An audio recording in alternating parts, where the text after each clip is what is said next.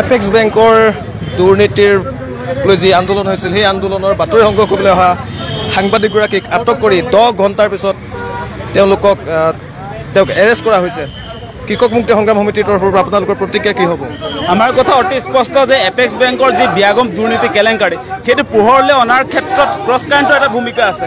গতিকে এই গোটেই কথা বতৰা এতিয়া যে আক্ৰোশৰ বলি হৈছে দিলৱাৰ হুছেইন মজুমদাৰ এগৰাকী নিৰ্ভীক নিৰপেক্ষ সাংবাদিক, তেখেতৰ মুখ বন্ধ কৰিব খুজিছে। তাৰ মানে এই মুহূৰ্তত হিমন্ত বিশ্ব শৰ্মাৰ নেতৃত্বত গণতন্ত্ৰৰ চতুৰ্থ স্তম্ভৰ প্ৰতি চূড়ান্ত ভাবুকি আহিছে। আপোনালোকে নিশ্চয় দেখা পাইছে যে সাংবাদিকে প্ৰশ্ন কৰিবই। এতিয়া আপোনালোকে নিশ্চয় লক্ষ্য কৰিছে যোৱাকালি আপোনাৰ এপেক্স বেংকৰ দুৰ্নীতি কেলেংকাৰী সন্দৰ্ভত আপোনাৰ প্ৰতিবাদী কাৰ্যসূচী হৈছে। সেই কাৰ্যসূচীৰ পাছত এগৰাকী নিৰ্ভীক সাংবাদিকৰ দায়িত্ব হয় যে সেই যিটো প্ৰতিষ্ঠান সেই প্ৰতিষ্ঠানৰ এমডিক প্ৰশ্ন উত্থাপন কৰিব লাগিব। এতিয়া এমডিক প্ৰশ্ন উত্থাপন কৰা মানে আপুনি সাংবাদিকক জেলত ভৰোৱা, এইটো মানে আইনৰ কোনটো অনুচ্ছেদত আছে সেই কথাটো মানে কোনখন আইনৰ জৰিয়তে দিলৱাৰ হুছেইন মজুমদাৰক আচলতে এনেকৈ গ্ৰেপ্তাৰ কৰি আপোনালোকে জেললৈ যোৱাৰ যিটো বন্দোবস্ত কৰিছে সেইটো কোনে মানি ল'ব? কোনো গণতান্ত্ৰিক মানুহে সাংবাদিকৰ মুখ বন্ধ কৰিবৰ কাৰণে যি ধৰণৰ অপচেষ্টা চলাইছে সেইটো কোনেও মানি নলয়। আমি কৃষক মুক্তি সংগ্ৰাম সমিতিয়ে কণ্ডেম কৰিছোঁ। হিমন্ত বিশ্ব শৰ্মাই হিটলাৰ ৰাজ আৰম্ভ কৰিছে অসমত। গতিকে এনেকুৱা হিটলাৰী কায়দাৰে সাংবাদিকৰ মুখ বন্ধ কৰিবৰ কাৰণে যি ধৰণৰ চেষ্টা কৰিছে সেয়া কেতিয়াও মানি লোৱা নহ'ব। সাংবাদিকৰ ওপৰত এয়া প্ৰথম ঘটনা নহয়। হিমন্ত বিশ্ব শৰ্মা মুখ্যমন্ত্ৰী হোৱাৰ পাছত আপোনালোকে লক্ষ্য কৰিছে বাৰম্বাৰ সাংবাদিকৰ ওপৰত সাংবাদিকবিলাকৰ ওপৰত আচলতে নিগ্ৰহৰ ঘটনা সংঘটিত হৈছে বিভিন্ন সময়ত। এতিয়া মন্ত্ৰী বিধায়কৰ বিৰুদ্ধে আপোনাৰ প্ৰশ্ন কৰিব নোৱাৰে, মন্ত্ৰী বিধায়কৰ কেলেংকাৰী দুৰ্নীতিৰ বিৰুদ্ধে আপোনাৰ প্ৰশ্ন কৰিব নোৱাৰে। এনেকুৱা এটা অৱস্থা আহিছে এতিয়া মানে দেশত আপোনাৰ অসমত জৰুৰীকালীন অৱস্থাৰ নিচিনা। এতিয়া সাংবাদিকে প্ৰশ্ন কৰিব নোৱাৰে।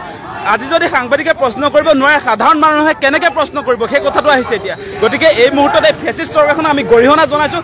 প্ৰিয় দৰ্শক, আপোনাক অপৰূপা টিভিৰ তৰফৰ পৰা বিনম্ৰভাৱে অনুৰোধ কৰিছোঁ এই চেনেলটো আপুনি ছাবস্ক্ৰাইব, শ্বেয়াৰ, ফলোইং, লাইক আৰু কমেণ্ট কৰি লগতে কাষতে থকা বেল আইকনটো ক্লিক কৰি আমাক আপুনি সহায় কৰে যেন।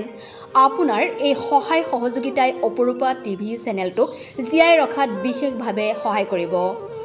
যদি আপুনি অপৰূপা টিভি চেনেলটোক ফেচবুক, ইউটিউব বা ইনষ্টাগ্ৰামত সদায় চাব বিচাৰে তেন্তে আপুনি এতিয়াই চেনেলটো ফলোইং, ছাবস্ক্ৰাইব আৰু লাইক কৰি ওচৰতে থকা বেল আইকনটো বজাই দিয়ক আৰু অপৰূপা টিভিক সদায় উপভোগ কৰক।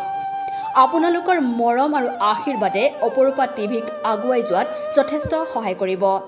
আমি সদায় প্ৰতিশ্ৰুতিবদ্ধ ৰাইজৰ পক্ষত থাকি ৰাইজৰ হকে আৰু সমাজৰ উন্নতিৰ হকে কাম কৰি যাম।